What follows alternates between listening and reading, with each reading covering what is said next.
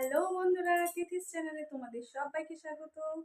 আর আজকে সবাইকে জানাই মহাশিবরাত্রির প্রীতি ও শুভেচ্ছা ও অভিনন্দন।